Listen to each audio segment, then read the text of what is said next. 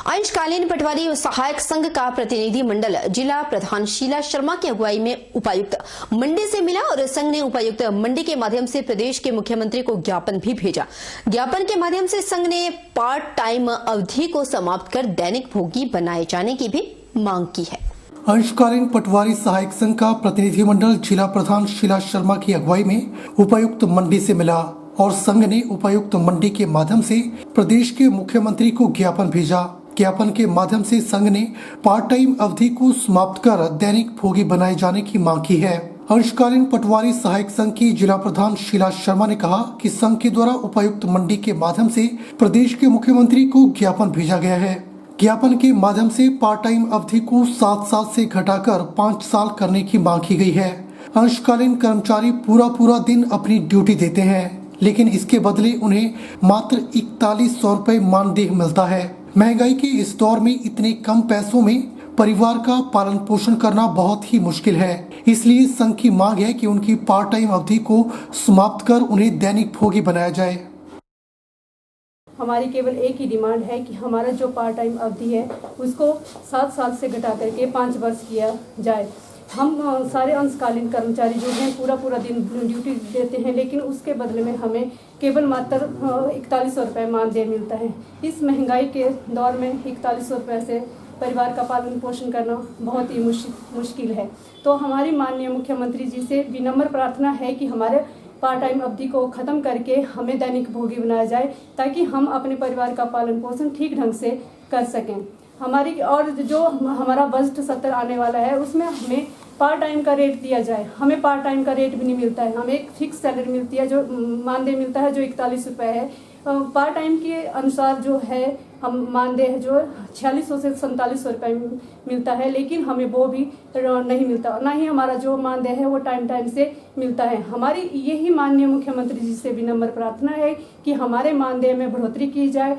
हमें आशा ही नहीं बल्कि पूर्ण विश्वास है कि वो हमारे मानदेय में जरूर बढ़ोतरी करेंगे और हमारे पार्ट टाइम को खत्म करके हमें दैनिक भोगी बनाएंगे। मेरी माननीय मुख्यमंत्री से यही निवेदन है कि जो हमारे अंशकालीन कर्मचारी पूरा दिन बंटवार सर्कलों में काम कर रहे हैं उनको दैनिक भोगी किया जाए। 5-5, 6-6 सालों से जो नियमित रूप से कार्य कर रहे हैं, अतः मुझे सरकार से आशा है कि वो हमारी मांगों को ध्यानपूर्वक सुनेंगी और उनको पूरा करने की कोशिश करेंगी। नेहरू युवा केंद्र मंडी द्वारा सर्वश्रेष्ठ युवक मंडल पुरस्कार के लिए नेहरू युवा केंद्र मंडी के कार्यालय में 12 फरवरी तक आवेदन पत्र जमा करवाए जा सकते हैं। नेहरू युवा केंद्र मंडी जिला युवा अधिकारी भारती मोगरा ने जानकारी देते हुए बताया कि जो युवक मंडल उत्कृष्ट कार्य के लिए सम्मानित होंगे उसके मुख्य कार्यों में सामाजिक कार्य, सांस्कृतिक कार्यक्रम, खेलकूद प्रतियोगिता, समाज कल्याण कार्य, पर्यावरण संरक्षण, स्वच्छ भारत अभियान, कोविड-19, जल संरक्षण और अन्य राष्ट्रीय कार्यक्रमों में महत्वपूर्ण योगदान शामिल है। वे सभी युवा मंडल इसके लिए पात्र होंगे। उन्होंने आग्रह किया कि इस कार्यक्रम में बढ़ चढ़कर भाग लें। अधिक जानकारी के लिए नेहरू युवा केंद्र मंडी कार्यालय में संपर्क करें। नेहरू युवा केंद्र मंडी द्वारा 2020 और 21 का सर्वश्रेष्ठ युवा मंडल पुरस्कार दिया जा रहा है। इसके अंतर्गत आवेदन के लिए मैं इच्छुक युवा मंडल को आमंत्रित करती हूँ।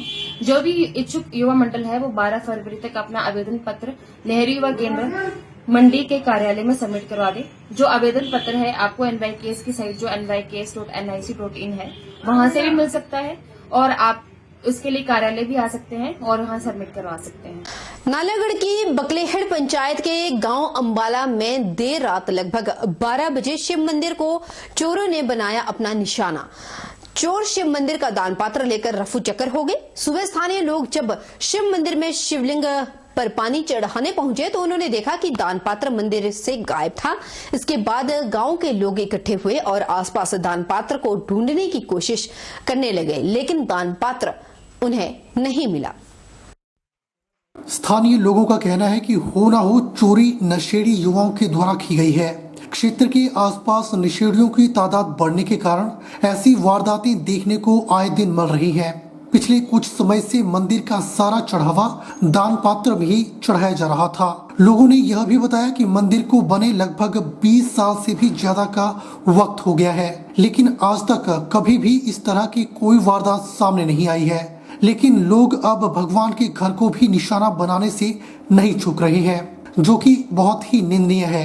स्थानीय लोगों का कहना है कि कुछ समय से बगलेहड़ पंचायत में लगभग 3 से 4 मंदिरों में चोरियों की वारदातें सामने आई है। पुलिस प्रशासन चोरों तक पहुंचने में नाकाम हो रहा है। लोगों ने पुलिस प्रशासन से मांग की है कि ग्रामीण क्षेत्रों में भी पुलिस की गश्त तेज होनी चाहिए ताकि ऐसी घटनाओं पर रोक लग सके। रात अम्बाला शिव मंदिर में चोरी हुई। जो चोर रात को मंदिर का गल्ला उठा के ले गया। अब नशेड़ियों के कारण सब कुछ हो रहा है। रात हमारे मंदिर में शिव मंदिर अम्बाला में चोरी हुई है, जिसमें चोर वगैरह गल्ला वगैरह उठा के ले गए हैं।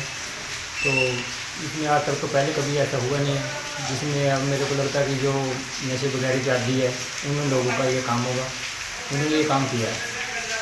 जिला कांगड़ा के सीमांत मंड क्षेत्र में अवैध रूप से हो रहे खनन को रोकने के लिए जिला नारकोटिक्स और माइनिंग सेल टीम ने रात करीब 1 बजे क्षेत्र में दबिश दी और ब्यास के साथ लगते क्षेत्र में अवैध रूप से खनन कर रही एक पोकलैंड मशीन, एक टिप्पर व बिना बॉडी के ट्राले को मौके पर ही पकड़ लिया। पुलिस थाना फतेहपुर के सुपुर्द भी कर लिया।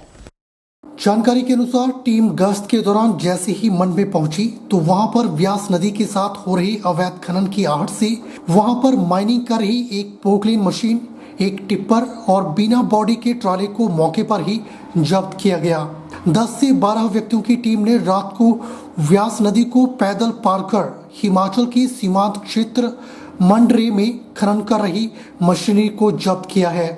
पुलिस चौकी होने के बावजूद अवैध खनन में जुटे पंजाब के माफिया गिरोह को यहां की पुलिस की टीम अब तक पकड़ पाने में असमर्थ हो रही थी, क्योंकि ब्यास नदी को या तो पैदल पार किया जा सकता है या फिर पंजाब के क्षेत्र से होकर लगभग 25 किलोमीटर का सफर तय कर इस क्षेत्र में पहुंचा जा सकता है और यह क्षेत्र पंजाब सीमा के बिल्कुल साथ में सटा हुआ है। पंजाब क्षेत्र के क्रशर उद्योग के लिए यह भारी फायदे का सौदा है। हिमाचल की करोड़ों की बहुमूल्य मिट्टी को पंजाब क्षेत्र का खनन माफिया रात के अंधेरे में पंजाब में ले जा रहा था। अब निश्चित ही इस पर लगाम लगने की पूरी संभावना है। चलिए रुक लेते हैं सिरमौर जिले का, जहां पर सुबह से ही बर्फबारी का क्रम लगातार जारी है। जी हां, सिरमौर जिला की हम बात कर रहे हैं। वहां पर ऊपरी इलाकों में सुबह से लगातार बर्फबारी हो रही है।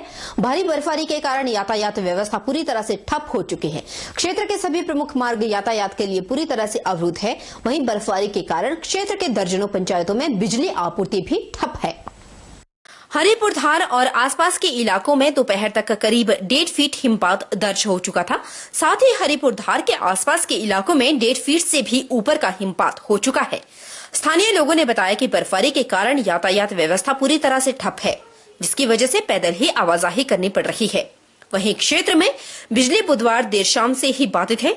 लोगों का यह भी कहना है कि सड़कों की बहाली को लेकर लोक निर्माण विभाग को जिस तरीके के प्रयास करने चाहिए थे वह नहीं हो पा रहे। लोगों के मुताबिक क्षेत्र में सीजन का यह 5वां हिमपात है और इस दौरान यहां देखने को मिला कि लोक निर्माण विभाग के बड़े अधिकारी क्षेत्र में बर्फबारी की समस्याओं को गंभीरता से नहीं लेते। आज की जो ज़्यादा स्थिति है बर्फबारी की, आप देख रहे हैं बर्फ़ का जो गिरना है जारी है। लगभग 1 फुट 1.5 फुट और ऊंचे क्षेत्र में इससे भी अधिक बर्फ़ अभी तक गिर चुकी है। और यहाँ जो आज यातायात पूर्णतः विराम लगा हुआ है, पूरी तरह ठप है। प्रशासन बिल्कुल भी हरकत में नहीं है, सारे रोड बंद हुए हैं। अभी मुझे सूचना मिली है कि बड़ियाल्टा साइड भी 2 गाड़ियाँ यहाँ की फंसी हुई है जो अभी तक नहीं निकल पा रही है और नहीं निकलेगी भी नहीं, क्योंकि जब तक वहाँ जेसीबी नहीं जाएगा। और बिजली की यहाँ आप देख ही रहे, हालांकि मेरा मानना है कि इस वक्त बिजली नहीं है, पर बिजली वाले कहीं ना कहीं वो लाइन पे होके काम कर रहे हैं, क्योंकि इस साल बिजली वालों ने काफ़ी लोगों को उत्साह दिया है। बिजली ने इतना प्रभावित नहीं होने दिया है। बात हो रही है बर्फबारी की, तो हम भला मंडी जिले को कैसे भूल सकते हैं।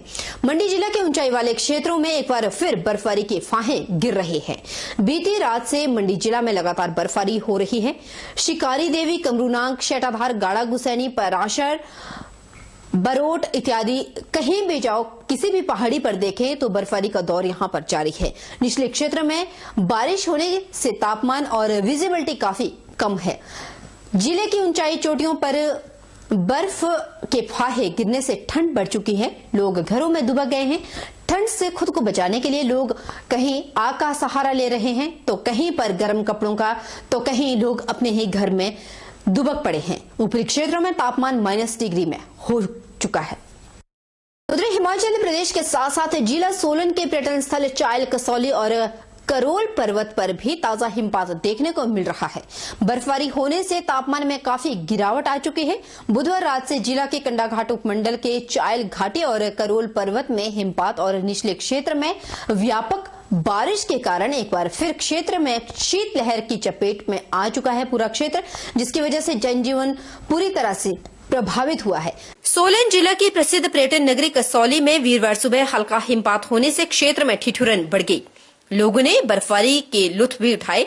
आज सुबह से हो रही बारिश की वजह से तापमान में भारी गिरावट दर्ज की गई। बर्फबारी होने से पर्यटन व्यवसायियों के चेहरे भी खिल उठे हैं। स्नोफॉल होने से मैदानी राज्यों के पंजाब, हरियाणा, चंडीगढ़, यूपी, पहाड़ी राज्यों से पर्यटक नजदीक हिल स्टेशन कसौली पहुंच जाते हैं, जिसकी वजह से पर्यटन व्यवसाय में भी वृद्धि होती है। हालांकि कसौली में यह सीजन के दूसरा हल्का हिमपात है, लेकिन जिस तरह से मौसम बना हुआ है उससे लगता है कि अभी भी और बर्फबारी हो सकती है। अगर आज भारी हिमपात होता है तो कल को पर्यटक का हुजूम यहाँ उमड़ सकता है। स्थानीय लोगों के मुताबिक और पर्यटकों के मुताबिक कसौली में बर्फबारी को लेकर अलग ही रोमांच देखने को मिलता है।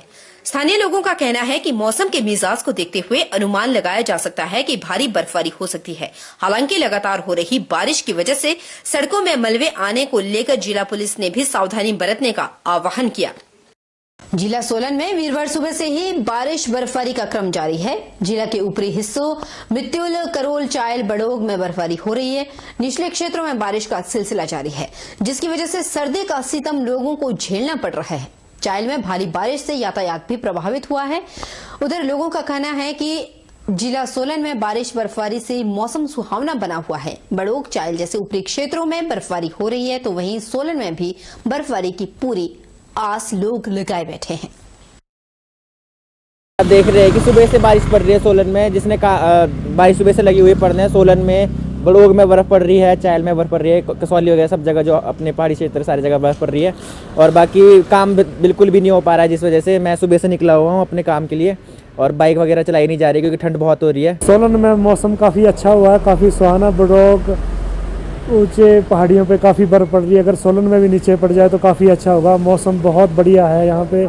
प्रदेश में शिक्षा बोर्ड के द्वारा मार्च महीने में बोर्ड की परीक्षाएं आयोजित करवाई जाएंगी, जिसके चलते सरकार के द्वारा प्रदेश के 1 महीने के बाद 9वीं और 12वीं के छात्रों के लिए स्कूल खोल दिए गए हैं।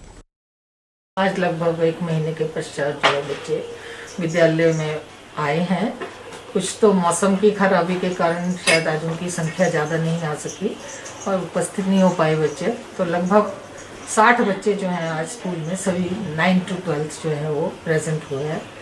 और बाकी सभी कोविड प्रोटोकॉल को ध्यान में रखते हुए उनकी स्कैनिंग की गई सुबह और फिर उनको अपने अलग अलग स्थान, उनको अलग अलग बेंचेस पे बिठाया गया है। और अब अध्यापक लोग जो हैं उनको देख रहे हैं। हम उनका कार्य जो है सुचारू रूप से, आशा कर रहे हैं कि कल परसों मौसम में अगर और अच्छा हो जाएगा तो शायद कल से और संख्या बढ़ जाएगी बच्चों। नियर अबाउट 471 करीब बच्चे हैं। तो उसमें से लगभग 59 बच्चे जो आज उपस्थित हुए हैं। बहरहाल बुलेटिन में इतना ही, लेकिन सर्दी का मौसम है, आप अपना बहुत बहुत बहुत ख्याल रखें। कोविड भी है, सर्दी भी है, बर्फबारी भी हो रही है और बारिश भी, इसलिए आप बेवजह कहीं ना जाएं, अपने घर पर ही रहें।